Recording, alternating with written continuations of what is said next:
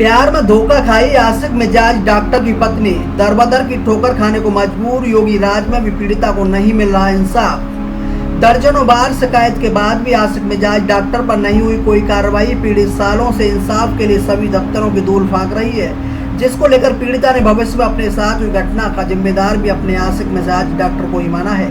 आपको बता दें, जनपद बिजनौर के समीपुर CSC प्रभारी डॉक्टर सर्वेश निराला और उसकी दूसरी पत्नी अर्चना की कई वर्ष पूर्व गाजियाबाद CM ऑफिस में मुलाकात हुई थी। पहली मुलाकात में ही दोनों को एक दूसरे से बेपनाह मोहब्बत हो गई। पीड़िता की माने तो उसके पति डॉक्टर सर्वेश निराला ने प्यार को परवान चढ़ाने के लिए उसे अपने आप को अनमेरिड बताया। उसको लेकर दोनों की मोहब्बत की कस्में खाई जाने लगी। दोनों में बेपनाह मोहब्बत हो गई।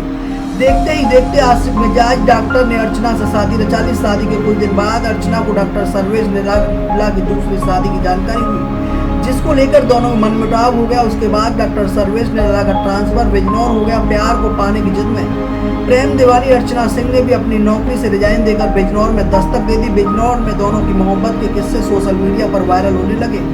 डॉक्टर की प्रेमिका ने जब उसकी दूसरी शादी का विरोध किया तो आशिक मिजाज डॉक्टर ने उसको धक्के मारकर घर से बाहर निकाल दिया।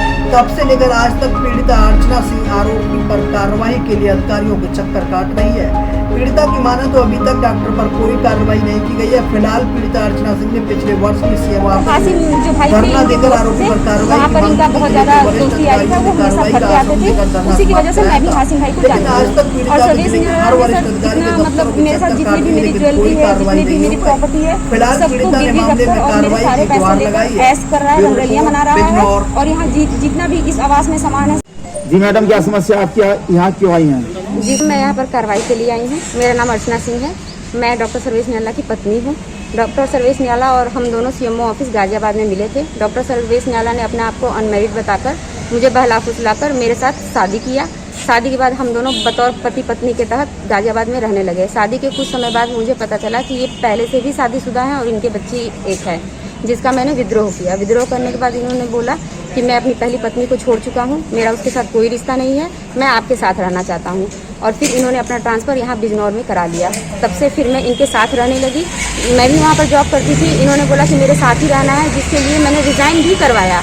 मैंने रिज़ाइन करके फिर मैं इनके साथ यहाँ पर रहने लगी। जब मैं यहाँ पर इनके साथ रहने लगी तब ये जो है मुझे बार बार धमकियाँ देते हैं। मेरे साथ बहुत ज़्यादा बदतमीजी, कुकर्म सब कुछ करते आ रहे थे। जब मैंने इनका विद्रोह किया तो इन्होंने अपनी पहली पत्नी को अपने साथ मिला लिया और मुझे बोलने लगे कि तूने अपने बाप से पैसे लाए हैं, मेरे पहली पत्नी की शादी से तो इतने सारे मुझे सब कुछ मिले हुए हैं। जब मैं इन सारी बातों से तंग आकर बिल्कुल त्रस्त हो गई, तब मैंने इनका जो है इनकी शिकायत पत्र पिछले साल 2019 में 1/11/2019 में CMO ऑफिस, SSP ऑफिस और जिला अधिकारी को अपना शिकायती पत्र, प्रार्थना पत्र दिया। उसके बाद इन्होंने फिर मेरे साथ वहाँ पर 21/11/2019 को कॉम्प्रोमाइज़ करके बतौर पत्नी के तहत मुझे फिर से यहाँ पर रखने लगे। अब तब से मैं सर इन्हीं के साथ रहती हूँ। अब मुझे कुछ दिन पहले फिर से पता चला कि ये जो है बहुत सारी रंगलड़ियाँ कर रहे हैं अलग अलग लड़कियों के साथ, जिसका मैंने विद्रोह किया। जब मैंने इनका विद्रोह किया तो इन्होंने मेरे को जान से मारने की धमकी और बहुत सारे मुझे टॉर्चर किया और मुझे अभी अपने लाइफ से निकालना चाहते हैं। और सर अगर इन केस मुझे कुछ भी होता है तो उसके जिम्मेदार डॉक्टर सर्वेश निराला, इनकी पहली पत्नी और उनकी माँ होंगी। 19/11 में आपके साथ, आप बता रहे थे 19/11 में आपके साथ कोई घटना हुई?